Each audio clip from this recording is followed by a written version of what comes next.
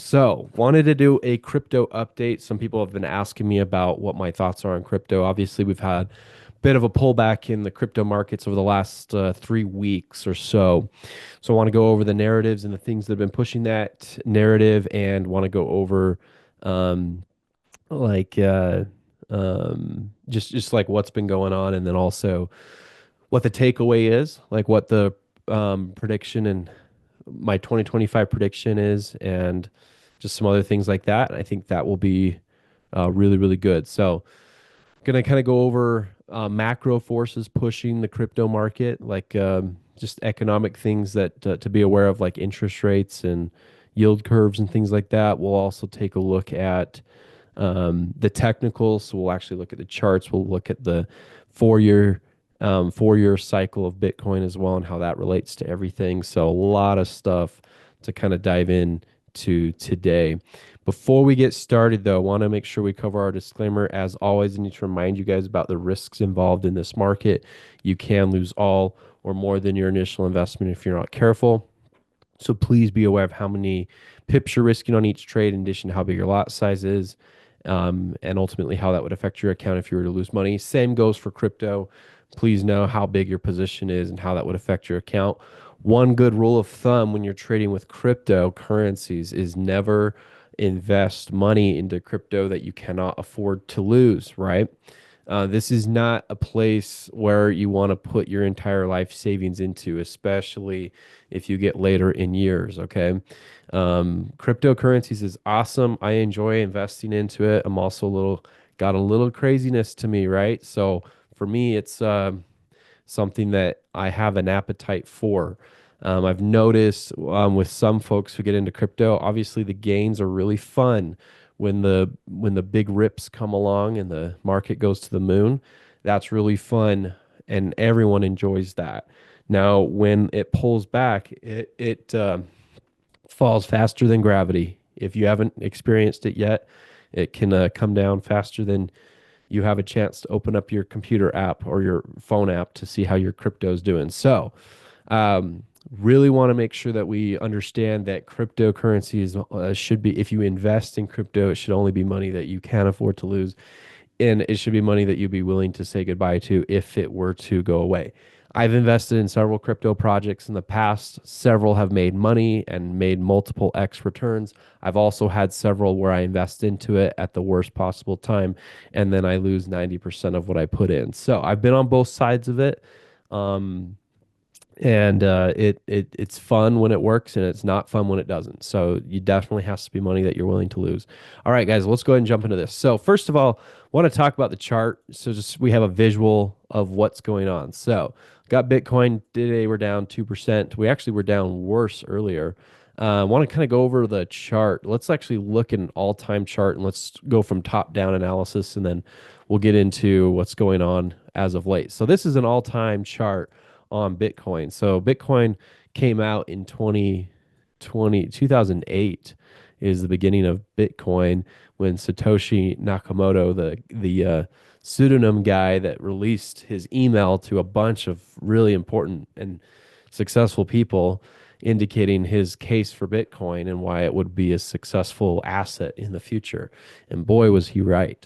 Um, so um, so anyway, so this is basically what you've got is an all-time history of Bitcoin. You've got this really exponential growth here from 2008 to 2013. By and large, a lot of people did not know about cryptocurrencies back then. However, those early pioneers and adopters made a killing back for those that bought between 2008 and held until 2013, if there's any that did that, because that's incredible returns. And then you can kind of see, about every 4 years, you get another pump in the crypto world. And then right here, you got, this is the 2016, 2017 pump. Then right here, you got your 2020 and 2021 pump. And then right now, 2024 and presumably 2025 pump that's happening as we speak. So this is all time, like I said, all time history of Bitcoin. Every 4 years, Bitcoin goes through what's called a halving. Now, I know this is a crypto update, not just a Bitcoin update, but I wanted to start on Bitcoin because this is kind of the King Kong cryptocurrency. This is the one that is the face of all cryptocurrencies. Cryptocurrencies, there's tens of thousands of cryptocurrencies. In fact, I know people, I even have a neighbor that lives 3 doors down from me that made a cryptocurrency. So, I even thought about making a cryptocurrency. I know like three other people that have made their own cryptocurrencies and have authored them and then pushed them onto the marketplace. So, pretty much everyone and their dog can do it now. You could even create a cryptocurrency. It wouldn't be too hard.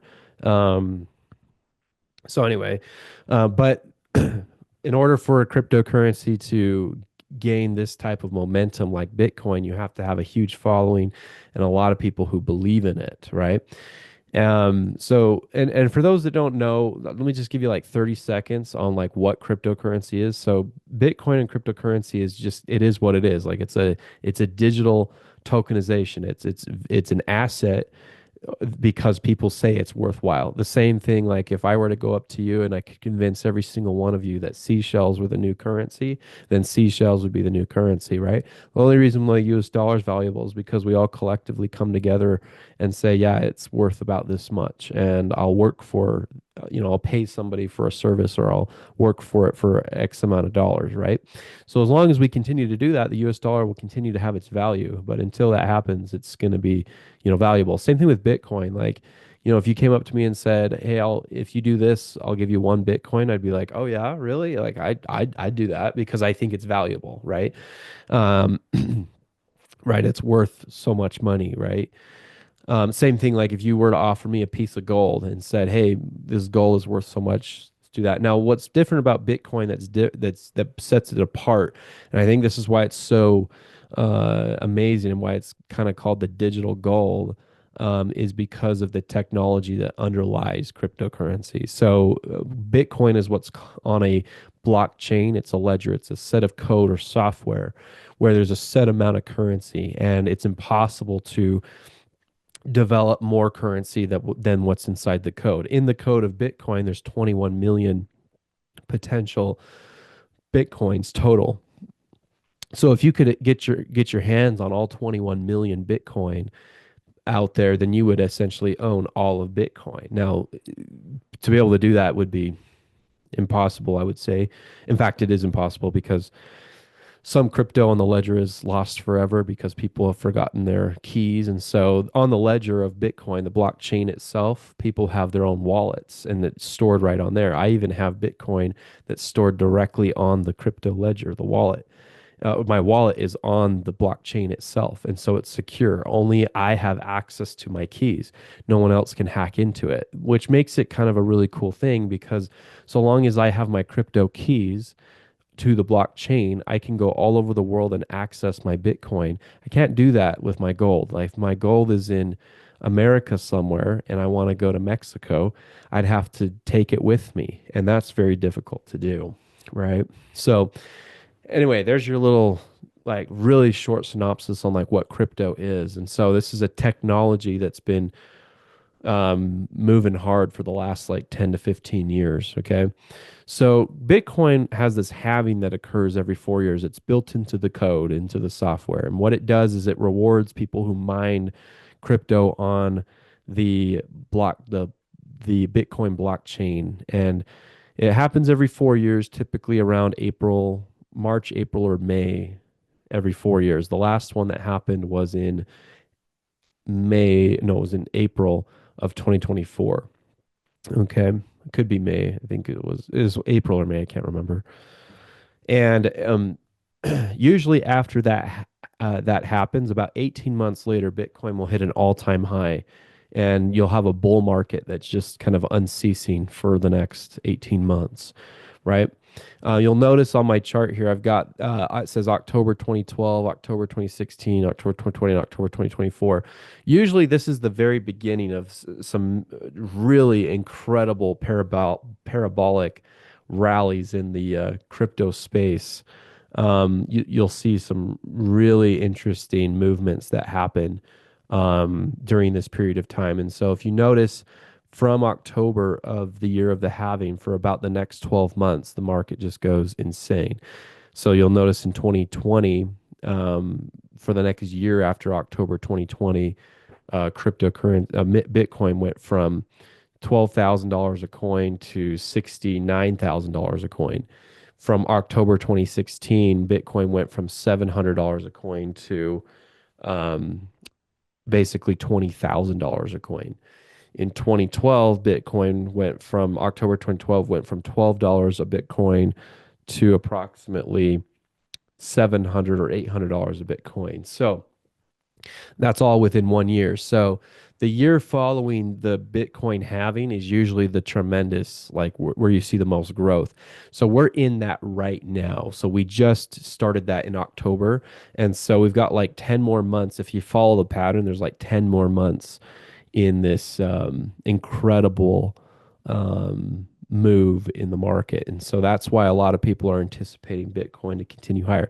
However, there's a lot of like forces that could potentially derail that. And that's what's been pushed recently. And so want to kind of go over a couple of things. Before I leave the chart, I want to show you a few things. If you kind of dive into the details of Bitcoin over the last two cycles. So just so this is often known as the 4 year cycle. So this is a 4 year cycle right here. This is a 4 year cycle over here. This is another 4 year, and here's another 4 year cycle. So moves in these 4 year cycles, you have basically 3 years of up, 1 year of really bad down, 3 years of up, 1 year of really, really bad down, and it's almost like clockwork. At least it's history has been that way. Now, history doesn't necessarily indicate future results. So it can rhyme though, and it can be very similar. And so one of the things I want to show you is if you actually go back to the last couple of here, let's go to a daily chart. I want to show you what I did a study this week. I just went back to go look at these 4 year cycles, and I was looking at the month to month movements. So if you go back to 2020, I believe if you go, yeah, here's 2020. This is October. And then if you go to the following January, which was let's see, is this, yeah, here you go. So here's January. Let's find the beginning of January of 2021, which was 4 years ago. So here you go. There's January 1st to end of January, which puts you right approximately there.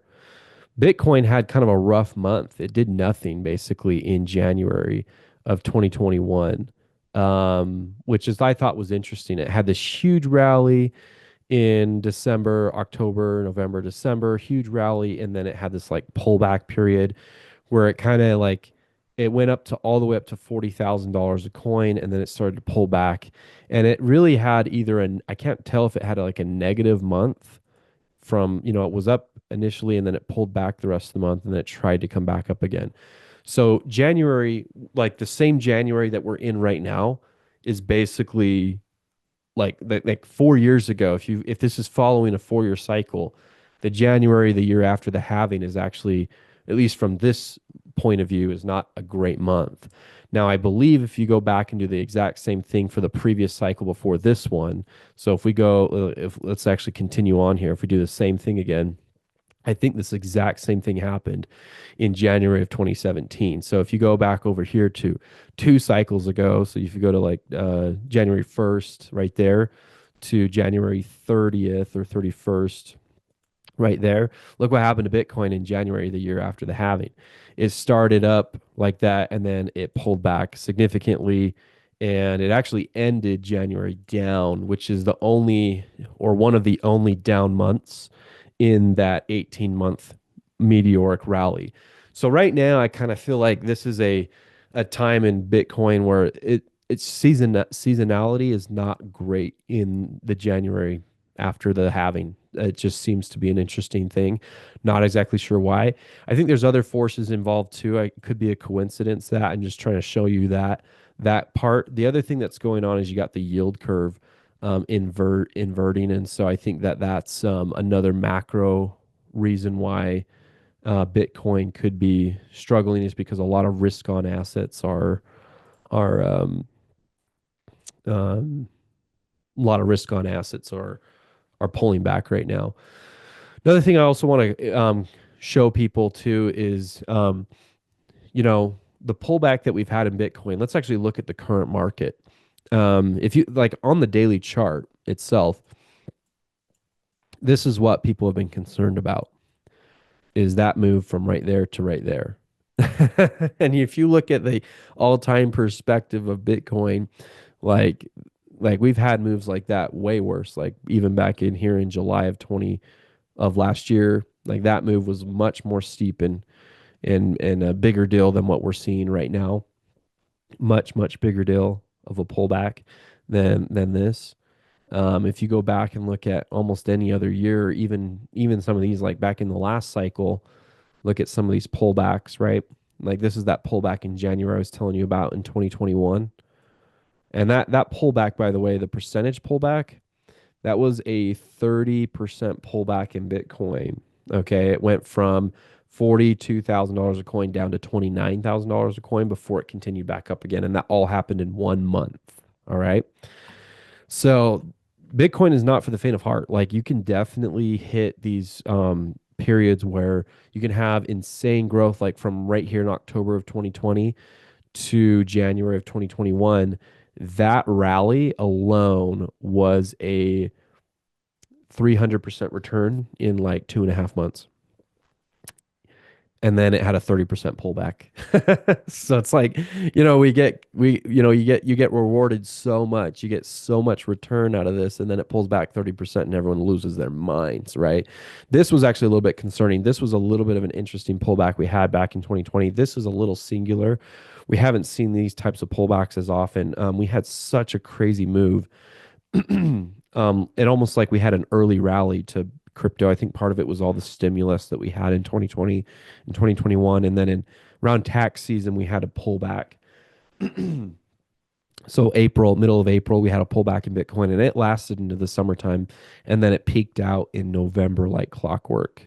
Um, actually, another note for those of you that are kind of new to cryptocurrencies, Bitcoin always, or at least has always, I'm not saying it will do this in the future, but it's always hit a peak in December, November of the year after the halving. Always. That's always happened. So if you look at this was November of 2021. It hit $69,000. 4 years before that, December of 2017, it hit 20,000. Okay. Before that, in 2013, we hit a peak in November of 2013. So in every 4 year cycle that we've had on Bitcoin, we've always hit a top November or December of the following year after the halving. So if you follow that cycle, when should Bitcoin hit the next all-time high? Like all-time high before we hit a bear market. November, December of 2025. So this year, the year we're in right now, would be the year where you would expect, if this continues to follow, again, past results don't necessarily indicate future results, but if that follows, then what I've drawn out for you right here is exactly what you should be seeing. Is you should be seeing X marks the spot. Somewhere around here is when you're going to see the, November, December of 2025 is going to be the all-time high of Bitcoin again. And we don't know exactly where that's going to be. There's a lot of speculation on this. I've seen most people. Jamie Dimon said a few weeks ago that he thinks the top of Bitcoin's $146,000. So like in this cycle. So in the cycle that we're in, he thinks about right there is the top. I've also seen some more optimistic views from people like Kathy Wood, the owner of Ark, what's it called? Ark, whatever it's called, just Ark Invest. 250K is what she thinks. So somewhere between, like, these are basically your two really bullish case scenarios and your kind of lesser case scenario from Jamie Dimon. But either way, my bet is that sometime November, December of 2025 is the top of Bitcoin. Hey traders, it's Steve from the future. I hope you have enjoyed this video so far. If you are getting value out of this video, be sure to hit the like button, click the subscribe button, and share your trading thoughts. I read all the comments, so feel free to ask any questions you have there too. On a side note, I host live trading calls like this one you are watching every day. Some of my biggest trading secrets I share exclusively to just the members in my program. I host these live trading calls every day, Monday through Friday at 11 a.m. Eastern. I also host a basic training webinar every Monday for the newer traders and the regular COT report and sentiment trading webinars every Wednesday night at 8 and 9 p.m. Eastern for the advanced and aspiring traders. All of these calls are recorded and promptly posted on the members' trading calendars at the conclusion of each call in case your schedule does not permit you to come to the live call. All of my members have complete access to the scanner. We call it Steve's Scanner. This is an institutional grade trade alert scanner that picks the direction of the week on all 28 major currency pairs and includes trading instruments like gold, silver, NAS 100, US 30. Just in the last 90 days, I have made over 3,000 pips just taking the top trade signals from the scanner at the beginning of the week and then just holding those trade alerts until Friday. If you want access to the scanner, you can start a 14-day free trial with the join link in the description to get started. Lastly, if you really want to be a full-fledged VIP member of my program to get access to things like the basic training course, live signals channel, Steve's scanner, trading calendars, and the one-on-one calls with me throughout the month, you can use code YouTube50, that's YouTube50, no spaces at checkout, and save $50 on your first month. Again, just click the link in the description below and apply that coupon to become a VIP member, and I look forward to helping you with your inevitable trading success going forward. Now, back to the video. So why is everybody so concerned right now? Well, there's a couple of things. You got a yield curve inversion right now. Usually for those of you that don't know what a yield curve inversion is, that's when the short-term rates become more attractive than the long-term rates. Typically, the 2-year bond yield becomes more attractive than the 10-year. Then that's a reason for concern, because that means a lot of people have taken their money out of the market and they're putting it into short-term bonds. Or at least that's what's being attracted is people are kind of more excited to kind of save their money and protect it against risk on assets like technology and cryptocurrencies. Um, Not to scare anybody, but yeah, that's usually a really good sign of a recession that's on the horizon. So, not saying that that's going to happen, but that is at least a pre-indication of a future recession, is that we've got a pretty significant. In fact, let me see if I can find a yield curve inversion, yield curve. Um, Let me see if I can find this um, yield curve inversion chart.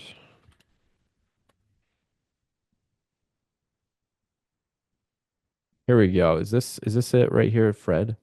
Is this going to give us what we need? Perfect. Yeah, I think this is it. Let's do a max look at this. Yeah, here you go. So yeah, so let me see. Hopefully, you guys can see this chart. I wish I could make it bigger. But basically, this is the yield curve inversion, the 10-year versus the 2-year.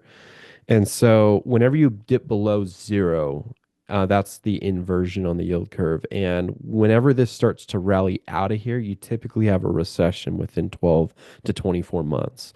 It's not 100%, but this is one of the leading things that economists look at to determine whether or not a recession is coming soon. So, in fact, you can look at these right here. You had a little bit of an inversion between in 2019. It was not a true inversion, but I remember actually talking to some people about that. And then you had COVID that kind of hit, and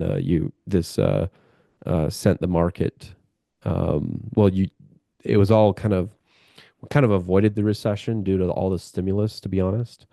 And then right here, oh, I can do full screen right here. Oh, nice. Perfect. Yeah, I kind of avoided that. Oops, that's going to mess things up if I do that. Yeah, it's going to mess things up. There we go. Let me do this again. Oh, shoot. Here, this will fix it. Yeah, then I just won't touch the chart. Sorry, guys. Yeah, so right here you had this one in 2020, and then it was all we kind of avoided the recession pretty quickly because of all the money printing. Then obviously you have the 2008 great financial crisis right here. We had a yield curve inversion that happened in 2006, 2005, 2006, 2007. And then in 2008, in 2009, that's when everything started to collapse. You had the housing market and stock market. Stock market fell 55% from its highs. Um, real estate took an even bigger beating that particular recession. Right here is the dot com bubble. This is Y2K. So the yield curve inverted in 2000, early 2000, we inverted. And then right here, you hit recession in 2001. And that's when you had all the tech stocks blow up, crash. Some tech stocks never came back. Like if you guys, I don't know if you guys, I mean, I'm barely old enough to remember this, but like Yahoo was like kind of like the leading search engine, and then they were kind of like they were at once upon a time they were a bigger deal than Google. They were a bigger deal than like anything else. And then when the dot com bubble hit, they did not do very well. They were one of the worst to get hit during the dot com Y2K collapse. And so anyway, you had people like you had other companies that came in after Y2K and did better. And so Yahoo really never recovered from this recession right here. And yeah, so there you go. And then you got this one right here. This is yield curve inversion. Yeah, AOL exactly. Never really recovered. Exactly. Um, this one right here in 1988, 1989. This is about the same time of the Japanese stock market collapse as well, but this is just US treasuries, right? And then right here you have the market started to recover, or the yield curve started to recover, and as it started to recover, you hit a recession early 1990s. So it's not 100%, guys, but it is pretty good. So usually when that happens, you're within 12 to 24 months of a recession on the horizon. So where does that put us right now? Well, we are starting to recover. Like you can actually see the yield curve recovering right now. It's come out of its inversion, and so that's what's making people kind of nervous about risk on assets like tech stocks right now, and um tech stocks, and what else, like you've got cryptocurrencies as a risk on asset. But it can take a while, guys. Like sometimes the yield curve can invert, and it can stay inverted for years. In fact, that's kind of what happened right here. It inverted originally in 2022, and then it was down here in 2023, 2024. It was down here, and now it's just finally recovering out of it. Um, and but that's usually, and that's the concern that people have, is like, hey, now that it's recovering, does that mean that the recession is nearby? And it doesn't have to be that way. There was actually a couple of recessions in the 60s, I think, in the 50s, that where the yield curve inverted and there wasn't a recession. So I'm not saying it's 100%, but it is something to at least be aware of. And again, the reason why this is important is because this is a flight to safety. So when you have the 2-year yield more attractive than the 10-year yield, and it's actually more, how do I put it, like you'll make more money investing in a 2-year bond than a 10-year bond. That's not supposed to happen. So when it happens, again, it's just a sign of a it's just a sign of a recession. So anyway, back to the crypto. The reason I just bring that up is because crypto is a risk on asset. Okay, very speculative. Anybody who tells you that cryptocurrencies don't follow the stock market is crazy. Okay, anytime the stock market falls, cryptos fall with it. Okay. Um, if Google's not doing well, if big companies like Meta is not doing well, if you start to see the speculative stocks, if Elon Musk's Tesla and Starlink don't do well, crypto's not going to do well. Like I don't see a world where Bitcoin does well and those other more speculative, popular stocks don't do well, right? Like the speculative things, um, they don't negatively correlate. I know everyone wants and wishes that like that cryptocurrencies could be its separate thing, but they are highly connected, because what drives people to purchase cryptocurrencies? It's really, if you think about it, it's kind of a greed. It's a fear of missing out. It's this like, market's hot, I got to get in this. If people don't view the market as hot, if people view the market as a place that's not safe, and they don't feel like taking out money to put into the system, then you're not going to see the prices that we're expecting. So, with that said, though, I don't. I my personal thoughts is that the year for Bitcoin still is looking good. I still think you're going to hit a top on Bitcoin in October, November of or December of 2025. With that and additionally with that said, there could be significant pullbacks along the way. Like even in the last cycle, I just showed you guys that you can have 20-30% pullbacks on Bitcoin in the middle of a bull cycle. Now that would be kind of crazy in the stock market, right? Like if the S&P 500 were to have just a casual 30% pullback in a month and then be right back to business, that would be absurd. Okay, it just doesn't happen. Now in cryptocurrencies, that's super normal to have, especially Bitcoin does that all the time. And then that doesn't even include the even more speculative cryptocurrencies like meme coins and so on. Like to have drawdowns that are 40% drawdowns is so normal. Like it's kind of, so that's why I say if you're going to put money into cryptocurrency, it better be money that you're willing to just like burn right now. It can't be money that you're expecting to have. If you're blessed with the money, like let's say you put money into crypto and it does end up, making you money by the end of the year and you're grateful for it and you sell it, great. Be grateful for the money that you made. But if it doesn't work out, it needs to be money that's still like you can still sleep at night. You can still go and watch that movie with your spouse tonight, the TV show that you're watching right now, and it's not going to affect you. It needs to be like that, right? If it's not like that, then you're going to be in some trouble. Okay, now let's talk about the most immediate future for Bitcoin. I do think here's what I'm seeing right now. Let's go to the short-term time frames. I got to show you guys this. This is something that we need to talk about, especially for those of you that are thinking about buying in. This is about as bearish as it gets. Okay, this is, I hate to say this because I've been like last month has not been great. And I've been looking for like reasons to buy Bitcoin, and I'm like, I don't quite see it yet. Let me talk about this. Let me actually use a different chart because I don't want to delete all the stuff I've done here. And I've got a different chart we can use that's empty. Yeah, let's use this one. Perfect. Okay. So let's break down the hourly time frame on Bitcoin. Okay. So there's a big freaking fat um, head and shoulders right here. Okay, everybody can see this a mile away, right? If you can definitely see that, right? Lower lows, lower highs. Okay, this market's really anemic right now. Every time it tries to come back up, it gets slaughtered, right? Not good. Okay, you've got this really defined support level down here on Bitcoin at $92,000, which we're basically at right now. In fact, Bitcoin today tested a low of 89,000 and it's already back to 92,000 today and some change. Um, one thing that is cool though, like for those of you that did buy into Bitcoin back when we were really buying it in the summertime last year, you got to experience this entire rally from October to now. Like you're still up if you think about it. For those of you that bought into Bitcoin back over here, you're up 50, 54%, 52% of your money right now. For those of you that bought back in, yeah, way up, right? I know you were buying it, Rogers. Yeah, so congrats. That's awesome. Yeah.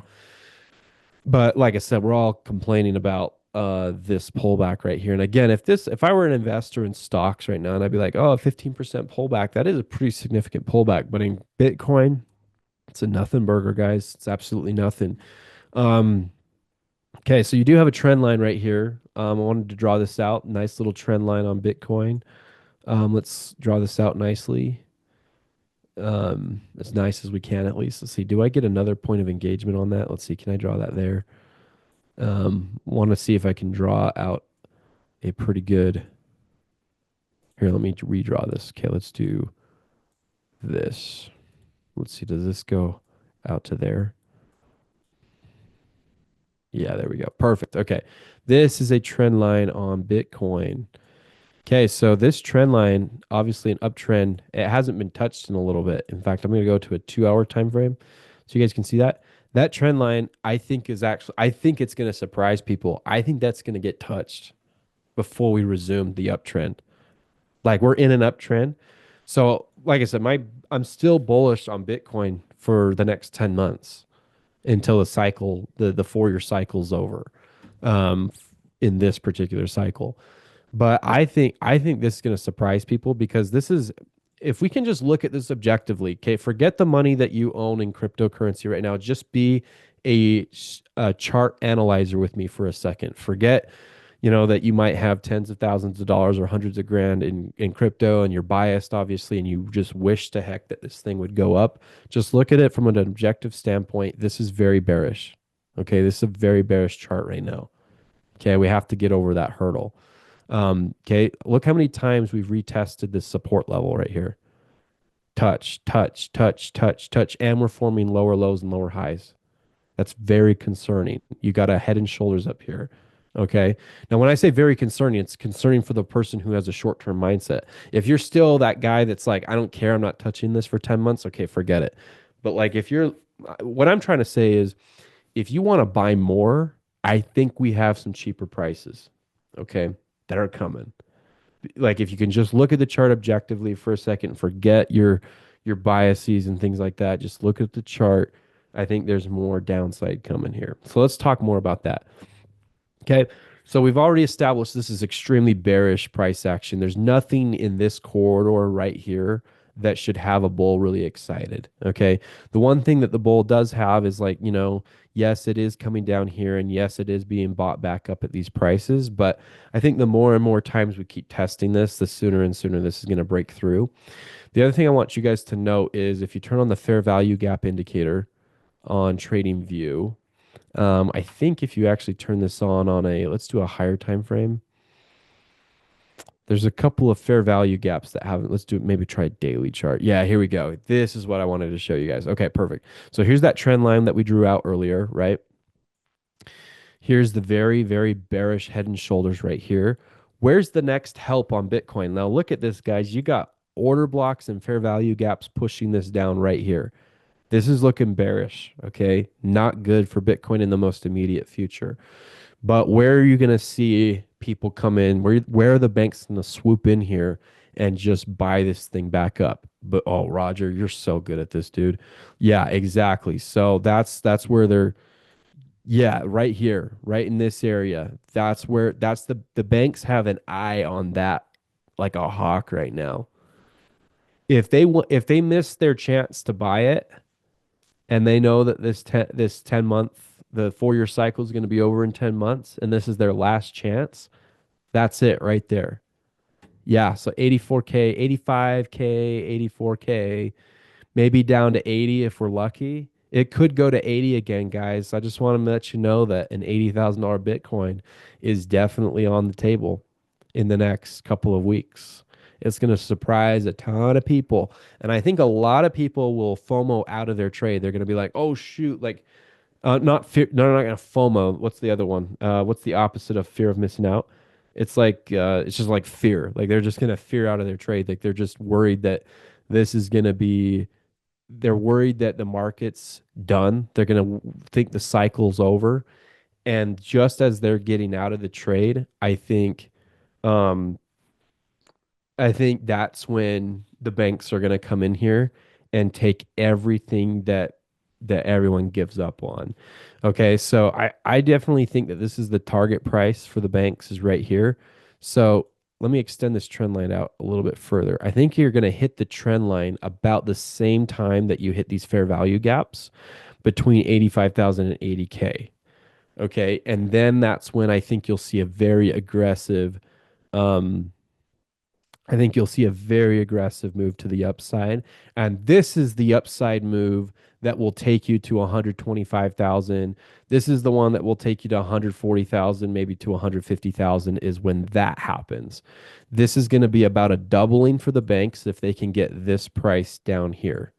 Okay? So that's what I think they're trying to get is that. Now, let me actually turn on these order. I don't think you'll see order blocks there because I think the order blocks are down here. Let me actually turn this off. Let's actually see if we can find some order blocks. Yeah, the order blocks are down here. I don't think you're going to get to those order blocks because um, that would require breaking the trend line. That would require going past the fair value gaps, which I just don't see as a possibility. Yeah, see, these are order blocks down here at 50K. We're not going to hit that in the next 10 months. I don't believe Bitcoin's going back to 50K in the next 10 months. I just don't see that as a possibility. But yeah, the 80 to 85K, that could be something in the next couple of weeks that you see. And I think the best thing you can do is to have an entry just like ready to go, because this could happen while you're sleeping and you wake up and you found out it hit 85K, and it's the type of thing where it goes down to 85K, and then by the time you wake up in the morning it's back to 90. Okay. Or like it gets down to 80, and then it comes back up to 86 or 87 by the time you wake up. So the entire fair value gap is going to get dipped into in a moment's notice. It won't be there for very long at all, and then it's just like boom. And by that point everyone and their dog already got those prices and it's game over. So but yeah, to say that if Bitcoin went down to 50K again, in the next 10 months or even in the next couple of months, then I would say the cycle's over. Abandon ship. Like honestly, that to me that would break so many fundamental cyclical things. It would break order blocks, trend lines. It would break all sorts of fair value gaps. Um, like that means something else is going on, more macro than technical, right? So forget the technicals, macro is more involved. Um, yeah, see, time to buy is when mad money is screaming to get out. Yeah, exactly. And Stanford says fear, uncertainty, doubt. Yeah, exactly. I think the fear would really kick in for the retail trader if Bitcoin got down to 80K right here, in the next couple of weeks or even in the next couple of days is a possibility. And I think it would shake people out. And by the way, meme coins will take an absolute dump if that happens. You're going to see Pepe whiff. You're going to see Dogecoin SHIB. You're going to see the AI tokens, Render, BitTensor, yeah, XRP. They're all going to just absolutely dump on right here before things get better. In fact, we'll go look at maybe XRP in just a second, an XRP chart. But I wanted to show you this because this is probably what will happen, I think. And then also I forgot to mention, you got this election next, or the election's over, but the inauguration of a new U.S. president is this Monday in the morning, or at least it's in the morning it's at 12. Yeah, it's like a week from like right now, or it would have just happened. Yeah, it's at 12 p.m. Eastern. I think we might cancel we'll do the morning call, but I think we'll cancel the afternoon call just because I'm gonna watch it, and it's just anyway, it's just something I wanted to be involved with, so I don't want to have any conflicts with that. But anyway, we're like a week away. We're less than a week away until that takes place. Now, it's in fact now it is exactly less than a week away. Um, um, so I do think that there is something to the fact that there's going to be, I do think that the new administration, the Donald Trump administration, is going to be more friendly to cryptocurrencies. Absolutely. I will say though that um, I think that the crypto space would still excel with or without. I'm not trying to state anything political here. I'm just saying that in the past, it's done the same thing. Like there's been more conservative and liberal administrations in the past, and crypto still just done its thing. And yeah, I would also argue that potentially having a more accepting space from from the government for cryptocurrencies can help, and it has helped. Obviously, we've seen a really good rally with crypto in the last 2 months, even with the pullback over the last 3 weeks. Um, so yeah, those are other good things to look forward to, obviously. I just want to let you guys know that I think there's going to be kind of an event right here that's going to be kind of sneaky. I'm eyeing this area. I would not be surprised at all if in the next couple of weeks, in fact, let me tell you something that I think might happen. I know a lot of people are waiting for the 20th, so next Monday, for the new president to come in, and they're thinking that crypto is going to all of a sudden rally that week. I actually wouldn't be surprised if crypto fell the week after the new president got in for Donald Trump. I wouldn't be surprised. And it's going to surprise the heck out of retail traders. So they all sell that week they're like, I thought the new president was going to change everything, and then all of a sudden crypto's gone down for a week, uh, and then it finally kicks in like 2 weeks after, 3 weeks later, get into February, March, April, and then everything just takes off, and like, oh shoot, I shouldn't have sold the first week. I got scared out of my position, like I don't know what will happen. I'm just telling you from a charting standpoint, that's looking like what's gonna happen is I think you're gonna see a pullback to 80 to 85K or 85 to 80K. And then I think you're gonna see that's cool. That's literally what's gonna launch it to the 125, 140, 150 idea. Potentially it could be what ultimately gets it in 10 months to 200K possibly, or 175. I don't know exactly. I think once you get past 150, I have no idea. I will say though, you're definitely going to want to start taking profits on your Bitcoin by the time you get to 140, 150, because anything beyond that is a gift, in my opinion. It's just a gift. So you might want to start dollar cost averaging your exit by the time that starts to happen. Um, Cover your cost basis on this. But yeah, I do think you're going to want to have some gunpowder available in the next. In fact, here's what I would do. This is what I'm going to do. I'm going to put a limit order to buy some Bitcoin right here at 85. And I'm also going to put a little bit at this 81. It looks like 81,000 or so. And I'll probably put another one right there just in case we get to maybe 76 or 70, 77. I know that sounds inconceivable to a lot of people, but I could see it. I could definitely see it. And I could even see it happening conveniently when the new president gets in and everyone's going to be like, "What? How could that happen?" And then they'll sell at the worst time possible. And then in the coming weeks after that administration takes over, you'll see February will be a great month in crypto. March will be a great, fantastic month. And then they'll buy back in at 100K. Like they sell all their crypto at 80,000, 85,000, and they buy back in at 110. It's so, anyway, it sucks, but let's not be that way, guys. Let's definitely not be like that. I'm actually kicking myself. I made a boo boo if it's any consolation. I actually bought a bunch of crypto about 2 weeks ago because I saw it was down for like a few days or a week or something like that, and I thought, oh, I'll buy some more, and then it just kept going down. so so I'm trying to dollar cost average a little bit better, but my plan is to be a little bit more precise about our entry, and I believe that this is the stash. This is the zone right here that, like, if you think about it, most the market's just been hovering between like 90K and 108,000. That's where most of the accumulation is. And so you also have to ask yourself, let me ask you guys a question. From what you know about where retail traders place their stop losses on this chart, where is the most obvious place to put your stop loss? Where do people like to put their stop losses?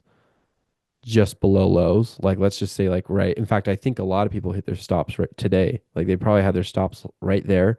They got hit right there. And then a lot of people probably just put stop losses right there. And then my guess is there's a ton of stop losses right there just below that last candle, which is right at $85,000. So there's going to be a ton of stop losses that are just sitting right here. And I think that's where the banks are going to go, tag everybody's stop loss. That's going to give them the liquidity that they need. And then, boom, off to the races. So I don't know if that's going to happen, but that's what I mean. That's if I had to guess, that's probably what's going to take place in the next 2 weeks is a big scare like that. Probably when people because I've been watching all the memes and all the ideas out there. I see it every day. Everyone's like, can't wait for the 20th, can't wait for the 20th.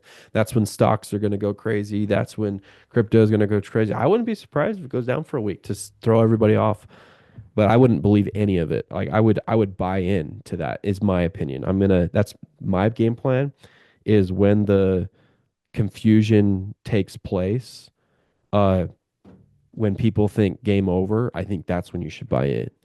Like right now, there's a lot of people saying that game over, the crypto rally's done. this isn't gonna, and it's gonna, for them it's gonna be confirmed when it drops to 85 or $80,000. They're like, this thing is so glad I sold my Bitcoin, and then it'll go to 140 in 2 months. Just watch it play out, guys. I'm pretty confident that's what's going to happen. It's similar like what like back over here. Like over here, this kind of thing happened right here. Let's find some other examples of when this happened. Like right here, this is August of 2024. Look at this. This came right to the fair value gaps. This was a fair value gap right in here. Look how much time the market spent inside the fair value gap. Like no time at all. And that was in fact, the very best place you could have bought Bitcoin. Let's go back to previous cycles, just real quick. Let's go find some examples where this type of manipulation took place around during the rally. In fact, we did look at one, and then we'll be done. We can wrap up here. I just want to show you guys some stuff.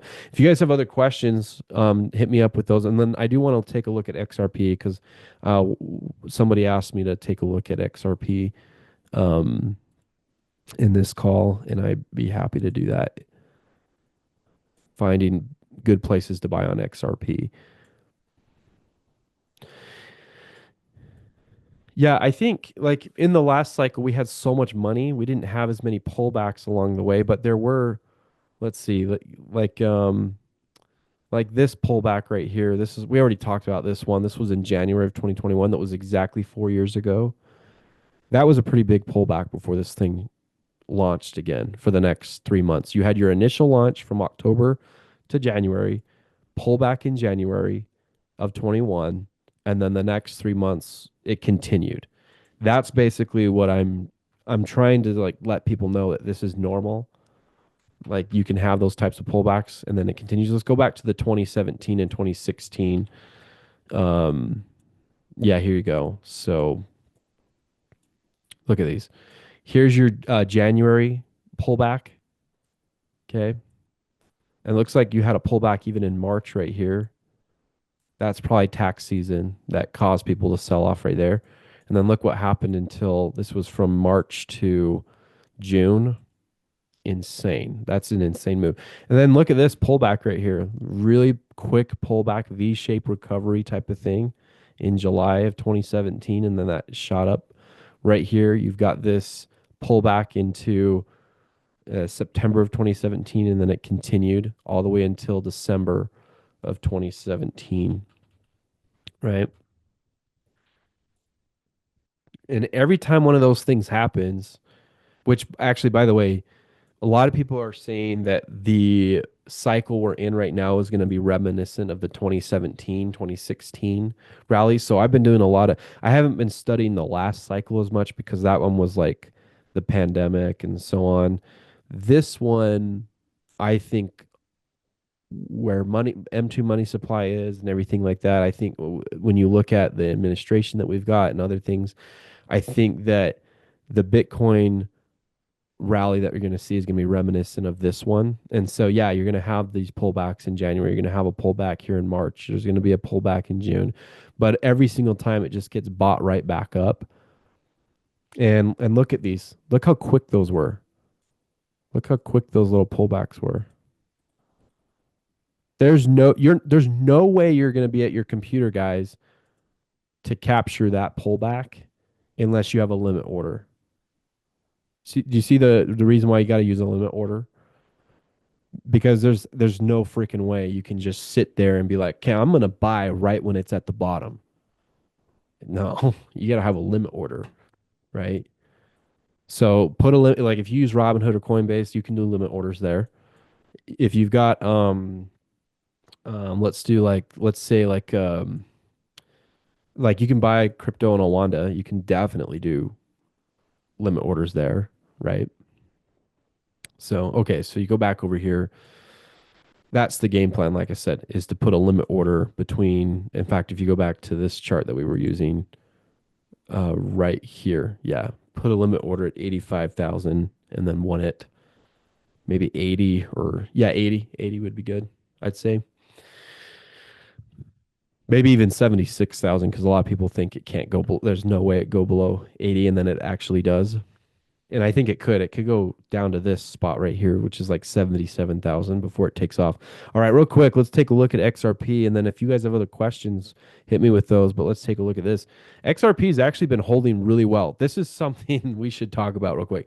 Despite the pullbacks in Bitcoin, look at XRP just holding itself, guys. It's not pulling back. It hasn't had those pullbacks like Bitcoin has had and other meme coins. There's something going on here with XRP. I just gotta. How many of you are XRP lovers? I'm curious. Anybody an XRP hater? Who's the XRP hater? Anybody? Anybody? Anybody not care? Oh, you just sold your XRP. Well, as long as you bought it back over here, I'd say that's a success, right? Although, I don't know. I personally, I don't know what your game plan was. Oh, it was less than $1. Okay, so you made a good amount of money. Good, good, nice. You were probably waiting a while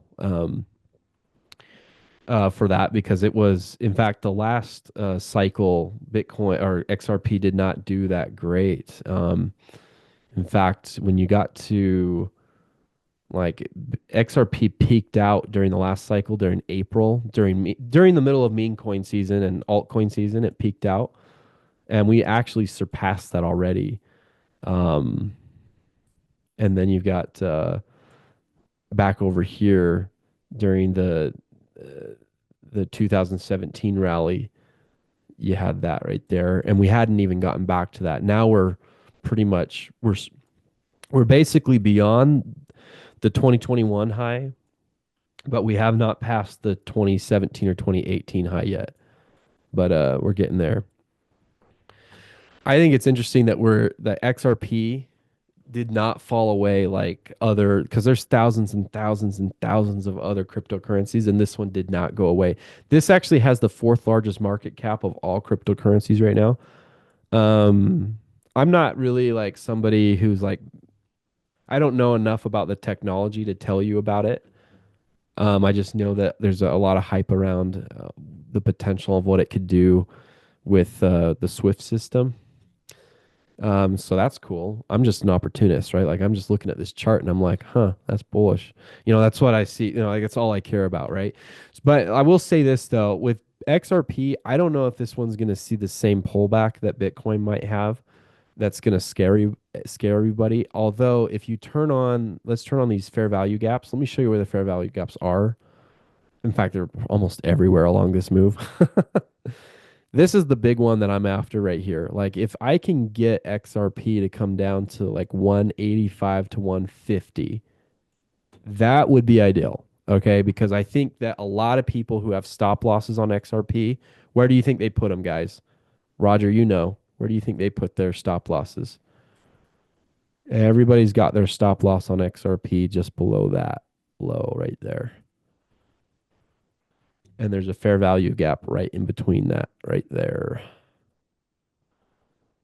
So if you could get in on XRP right there, you should have a limit order there. That's because I bet the banks have a limit order there too, right? But how far is this one going to go? I have no clue, guys. I have seen speculation that is bananas on XRP, right? So I think the base case scenario for XRP is at least $6. Like that is like a let's say this cycle stinks and you only get to $6. Okay, so it like doubles and a half type of thing. I've seen other people base case scenarios at $10. So $6 to $10 is kind of like what I've seen people say. But who knows? Like honestly, who even knows? I just know that if you can get a price between 185 and like 150, you're that's about probably about as good as you'll get in this cycle. If even if I don't even know if it's possible because this chart looks way more bullish than the Bitcoin chart does. Okay, the Bitcoin chart's got the scary head and shoulders and so on and stuff like that. This one just doesn't indicate that. Um, yeah, super bullish, guys. And then I've seen stuff that says like $25. This goes to $25 by the end in the next 10 months. And then there's also crazy stuff that say it could go to $100 or and beyond. And maybe it does at some point. I just don't know if it'll do it in this cycle. I just think it's smart to be taking your profits along the way. Because when the cycle's over, XRP will go down just like Bitcoin will go down again, Ethereum will go down again. But I don't think we're, like I said, I still think we're 10 months away before you start to see the bear market kick in. This is an exciting time.